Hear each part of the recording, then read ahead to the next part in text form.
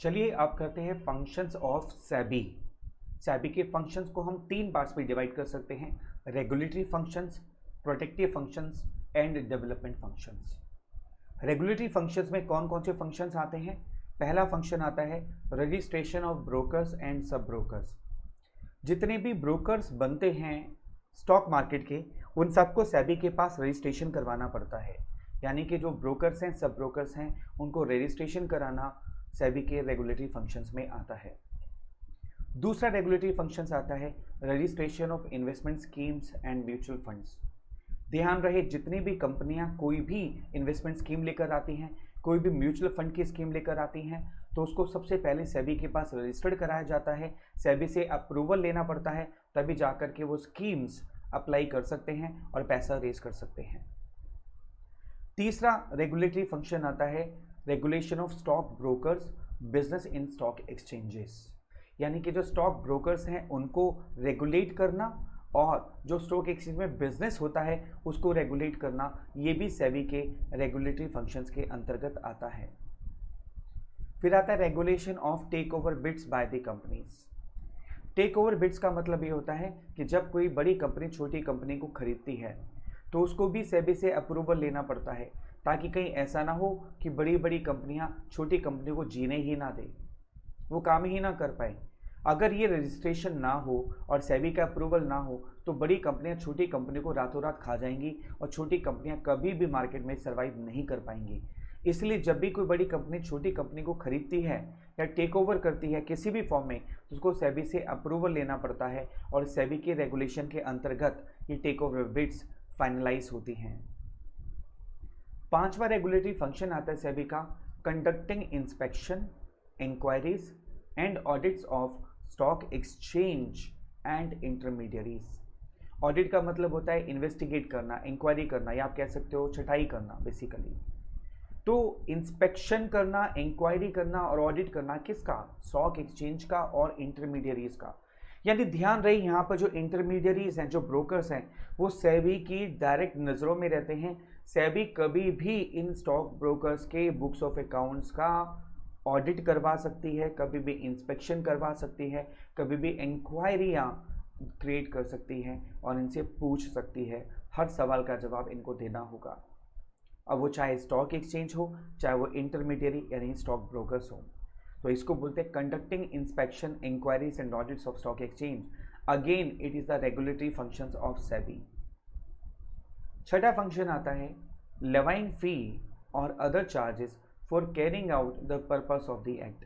यानी कि सेबी को अपने रेगुलेशन के लिए भी फीस चार्ज करनी होती है। ऑफ कोर्स ये जो ब्रोकर्स रजिस्टर्ड होते हैं उसकी फ़ीस लगती है, इन्वेस्टमेंट स्कीम्स अप्रूव कराई जाती हैं उसकी फ़ीस लगती है, जो ब्रोकर्स होते हैं, स्टॉक एक्सचेंज का बिजनेस होता है, सब जगह पर फीसिस जो चार्ज की जाती हैं वो सेबी अपने रेगुलेशन के लिए करती है, ताकि वो अपने फंक्शंस को बखूबी परफॉर्म कर सके। तो ये भी रेगुलेटरी फंक्शंस में आता है, लेवाइंग फ़ी और अदर चार्जेस।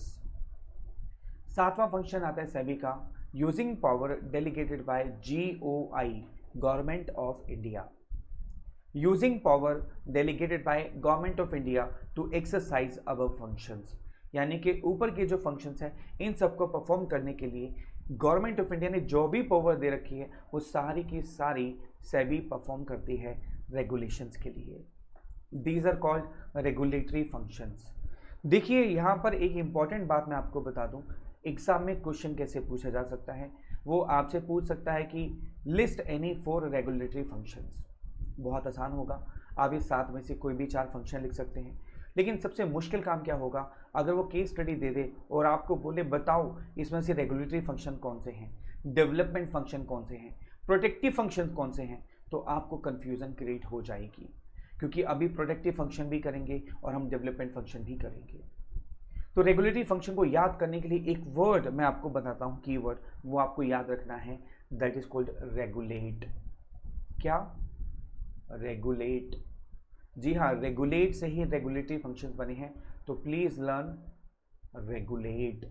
आर से रजिस्ट्रेशन ऑफ ब्रोकर्स, ई से एनलिस्ट इन्वेस्टमेंट स्कीम्स, जी से govern stock brokers business in stock exchange, U से using power delegated by the government of India, L से लेवाइंग फीस, ए से audits of stock exchange, T से take over bids by the company is regulated and ई से analyst mutual fund, यानी mutual fund को list करना। तो ये सारे फंक्शंस किस में आते हैं?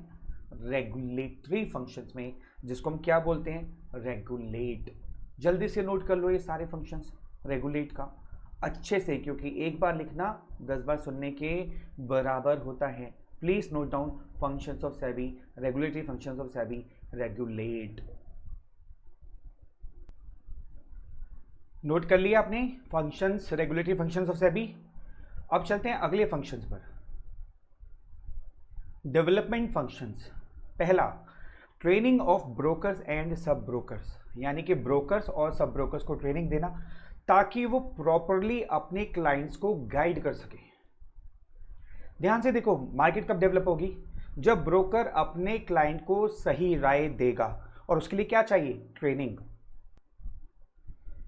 सेकेंड पॉइंट आता है conducting research and publishing information, यानी कि यहाँ पर सेबी जो है रिसर्च करती रहती है और इन्फॉर्मेशन को पब्लिश करती है ताकि मार्केट में जितने भी प्लेयर्स हैं, जितने भी इन्वेस्टर्स हैं, उनको कंपनियों का बिल्कुल करेक्ट हाल पता चलता रहे और नई नई रिसर्चेस के बारे में पता चलता रहे। इसलिए सेबी मार्केट को डेवलप करने के लिए रिसर्च करती रहती है और उन इन्फॉर्मेशन को पब्लिश भी करती है। तीसरा आता है developing capital market. Capital market को डेवलप करना सेबी का एक बहुत इंपॉर्टेंट फंक्शन है, क्योंकि जितनी ये कैपिटल मार्केट डेवलप होगी उतना ही हमारी इकोनॉमी को फायदा होगा। तो डेवलपमेंट में केवल 3 ही फंक्शन है आपके, ट्रेनिंग, कंडक्टिंग एंड डेवलपिंग। उसके बाद आते हैं protective functions of SEBI. Protective यानी कि इन्वेस्टर्स के एंगल से control over fraudulent and unfair trade practices, making misleading statements, यानी कि फ्रॉडुलेंट, फ्रॉड करने वाली एक्टिविटीज़ को कंट्रोल करना। Unfair trade practices, unfair trade practices का मतलब होता है उस तरीके से काम करना जो कि फेयर नहीं है। व्यापार के एंगल से, बिजनेस के एंगल से जो फेयर नहीं है उसको हम कहते हैं अनफेयर ट्रेड प्रैक्टिसेस। और कई लोग क्या करते हैं? मिसलीडिंग स्टेटमेंट दे देते हैं, जैसे कि आज पैसा लगाएं और आप 2 साल के अंदर में 4 गुना पाएं।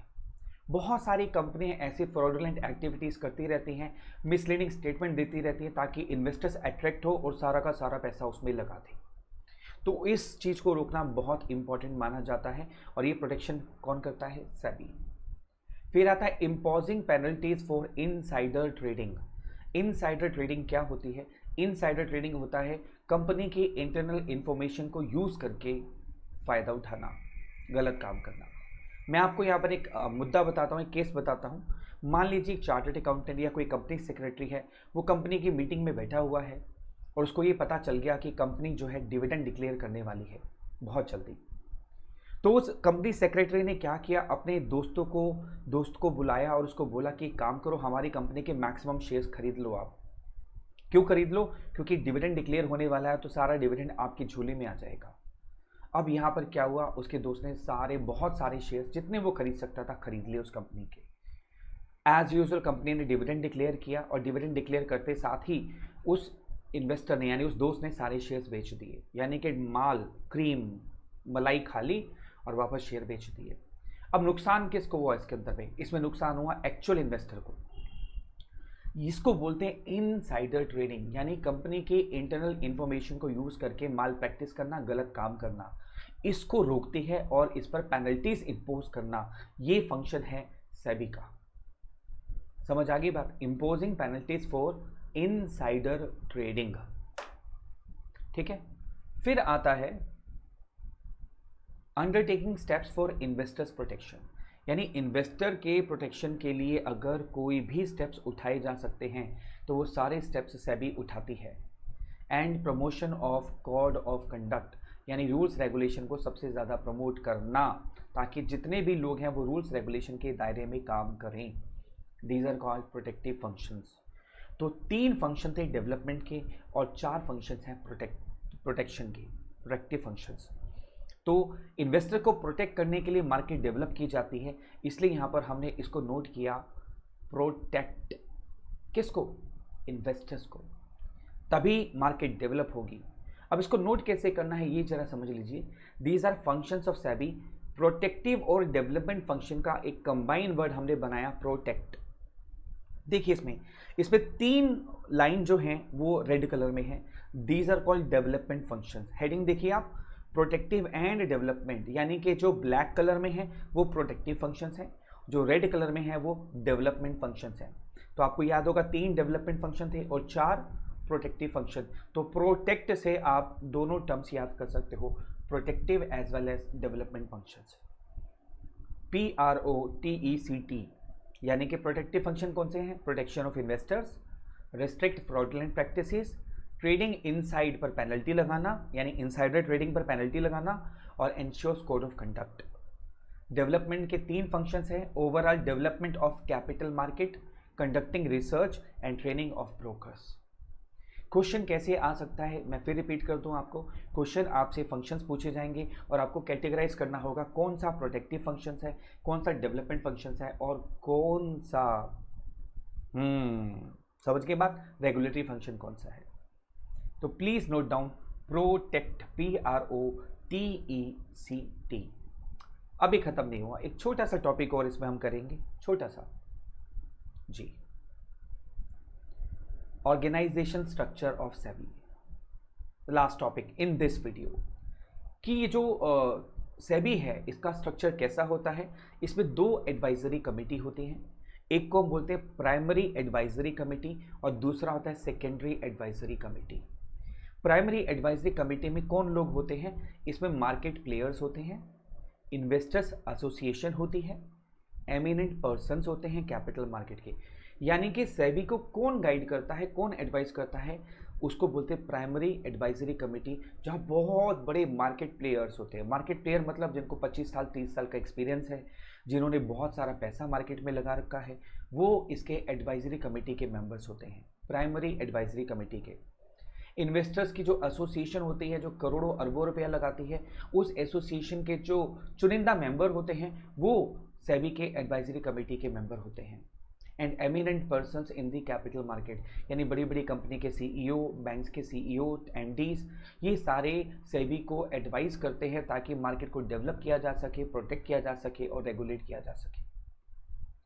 इसके अलावा दूसरी होती है secondary advisory committee, which give suggestion to SEBI from time to time in regard to the following। Secondary advisory committee में ये फंक्शंस परफॉर्म किए जाते हैं, यानी सेकेंडरी एडवाइजरी कमेटी के जो मेंबर्स होते हैं वो टाइम टू टाइम सेबी को एडवाइस करते रहते हैं कि हम इन्वेस्टर्स को कैसे प्रोटेक्ट कर सकते हैं। मसलन how to ensure investors protection, investors को प्रोटेक्ट करने के लिए कौन से और नए कदम उठाए जा सकते हैं। What changes are required to develop primary market, क्योंकि प्राइमरी मार्केट बहुत इंपॉर्टेंट मार्केट होती है जहाँ पर न्यू इश्यूज लाए जाते हैं, कंपनियां नए शेयर्स इशू करती है और वो कॉन्टिन्यूसली चलना बहुत इंपॉर्टेंट है। तभी मार्केट में नया पैसा आएगा और कंपनी को नया पैसा जनरेट होगा और तभी कंपनियां बड़े बड़े प्रोजेक्ट लॉन्च कर पाएंगी। तो वहाँ पर कौन से चेंजेस की ज़रूरत है ताकि प्राइमरी मार्केट को डेवलप किया जा सके। फिर आता है on disclosure requirement for the companies. Disclosure requirement for the companies का मतलब ये है कि कंपनी को कौन कौन सी इंफॉर्मेशन डिस्क्लोज करनी चाहिए टाइम टू टाइम ताकि इन्वेस्टर्स को सही दिशा और दशा कंपनी की पता चल सके। कंपनियां क्या करती हैं, अच्छी अच्छी बातें तो डिस्क्लोज कर देती हैं और कंपनी में कोई अनफेवरेबल चीज़ हो जाए या कंपनी के खिलाफ कोई चीज़ हो जाए तो उसको कभी डिस्क्लोज नहीं करती है ताकि इन्वेस्टर्स पर उसका बुरा असर ना हो। तो सेबी जो है वो मैंडेटरी कर देती है कंपनियों के लिए कि भैया अगर आपके साथ कुछ गलत भी हुआ है तो उसको भी डिस्क्लोज करो ताकि जो इन्वेस्टर्स है उसको बिल्कुल क्लियर पिक्चर समझ में आए आपकी कंपनी के बारे में। इसको बोलते हैं डिस्क्लोजर रिक्वायरमेंट्स को डिस्क्लोज करना। और लास्ट पॉइंट आता है making legal framework simple and transparent. इन सब के बावजूद अगर किसी इन्वेस्टर के साथ कोई धोखाधड़ी होती है या इन्वेस्टर्स को कहीं नुकसान होता है तो वो कहाँ पर कंप्लेन करे, कैसे कंप्लेन करे, ये जो तरीका है, जो फ्रेमवर्क है वो सिंपल होना चाहिए ताकि एक आम इन्वेस्टर आसानी से अपनी प्रॉब्लम को या उसके साथ हुई चीटिंग को वो आसानी से दर्ज करा सके और उसको एक अच्छा रिस्पॉन्स मिल सके या उसको न्याय मिल सके। तो इन बातों पर secondary advisory committee time to time जो है सेबी को एडवाइस करती रहती है ताकि सेबी अपने तीनों फंक्शन, चाहे वो रेगुलेटरी फंक्शन है, चाहे वो प्रोटेक्टिव फंक्शन है, चाहे वो डेवलपमेंट फंक्शन है, अच्छे से परफॉर्म कर सके। तो आज हमने किया कौन कौन से 3 फंक्शन, रेगुलेटरी जिसका था रेगुलेट, फिर हमने किए प्रोटेक्टिव और डेवलपमेंट फंक्शन जिसका एक्रोनिम था प्रोटेक्ट। ठीक है, प्रोटेक्ट के अंदर दोनों वर्ड्स इंक्लूड होते हैं। 4 आपके थे प्रोटेक्टिव फंक्शंस और 3 थे डेवलपमेंट फंक्शंस। आई होप आप आसानी से इसको लर्न कर पाएंगे, अच्छे से इसको समझ पाएंगे।